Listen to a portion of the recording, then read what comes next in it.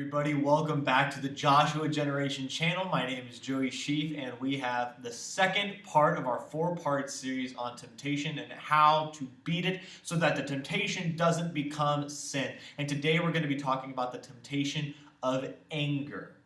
Now, a lot of you guys, myself included, myself tremendously included, deal with some anger issues. I was just talking to one of my friends about how they deal with a serious anger issue and that they need to dwell more with God so that the temptation to become angry and act out of anger doesn't become a factor in their walk with Christ and in their everyday lives. And a lot of things make us angry in this world. Now, there are a lot of things that do make us angry in this world, such as your boyfriend or your girlfriend cheats on you or leaves you for someone else. Your friends are gossiping about you behind your back. Your kids are screaming all of the time. You just want them to stop. Someone cuts you off on the freeway. I have a lot of traffic stories that make me angry. Let me tell you guys, driving just pushes my buttons sometimes.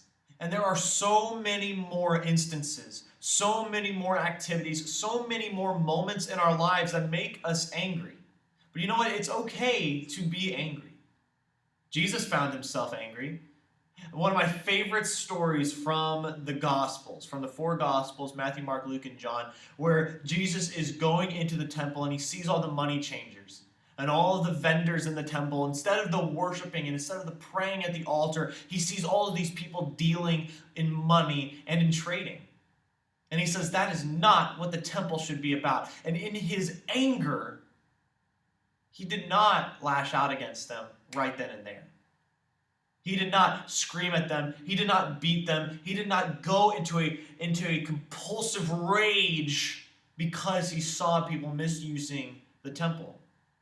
What he did was he acknowledged his anger. He knew he was angry. But then he went out and made himself a whip and dwelled with the Lord in prayer and just talking to him and making sure that his anger was justified. And making sure that he was okay for what he was about to do.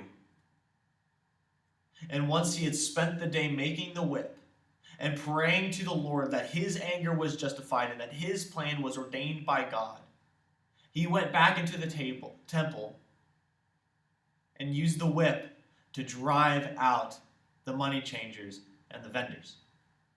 So there are a lot of things that make us angry. But acting out rashly on that anger is what the sin is. The temptation is the anger, but the sin is acting out on the temptation. Now, I know what you may be wondering. Well, Joey, that's all well fine and good about anger not being a sin, but acting out on anger is the sin. How can I overcome that temptation to act out on my anger? Well, I'm glad you asked because we are going to be discussing that right now.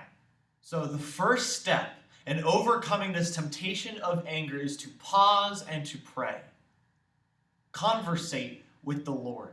Let him know what's going on. Of course, he can see what's going on, but he wants to hear it from you. He wants to hear your side of things. Lord, this person cut me off because of this. He cut me off on the freeway. I was going to go into this lane. It just makes me so angry that he did that, Lord. Why did he do that? But pausing and praying doesn't stop at telling God what the problem is. You also have to follow through with that and tell God, okay, God, I can't work through this problem of anger. I can't work through this temptation to get angry at this person and act out on that anger without you. So please work through me to get this anger out of me. Then once pausing and praying is done, quote the word. Understand what the word says about getting angry and using that anger to act out upon somebody, and how we should not do that, and how we must not do that. James 1:19-20 says, "My dear brothers and sisters, take note of this. Everyone should be quick to listen, slow to speak, and slow to become angry, because human anger does not produce the righteousness that God desires." Ephesians 4:31-32 says, "Get rid of all bitterness, rage, and anger, brawling and slander, along with every form of malice. Be kind and compassionate to one another, forgiving each other, just as in Christ God forgave you." Now, once you've paused and prayed, and then quoted the word and understood what the word said, The next step, the third step and final step, is to do what is pleasing unto the Lord. Journal what you're angry about. If you have time to journal and write down what you're angry about. If journaling isn't your speed, it is for me. I personally really like the idea of getting my thoughts on paper and to see them written out so I can understand them better. But if journaling isn't for you, then pray for the one you're angry at. It's hard to be angry at someone you're praying for, is it not?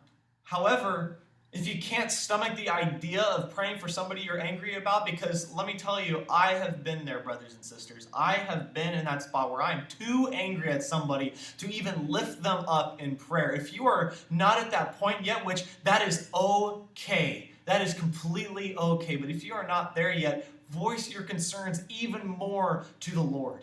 Because He wants to hear from you. He wants to know what's going on in your heart and in your mind. He wants to be able to help you work through the issues that you're facing on your day-to-day life.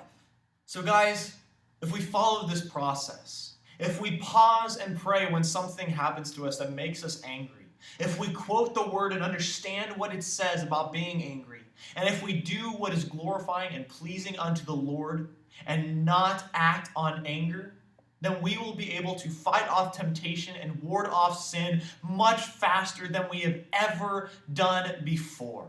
So guys, I hope you enjoyed this video. Please check out the Joshua Generation channel for more videos on a whole range of topics. We have more videos coming out for you guys in these next few weeks. And we are going to be finishing out this series in the next 2 weeks. Next week, we're going to be talking about lust and all that we could do to battle that temptation of lust. And so stay tuned for that video, guys. I hope you have a great week, and I'll see you guys in the next video. And Joshua Generation, you are loved, wanted, and called into greatness by a good, good Father. Bye, guys.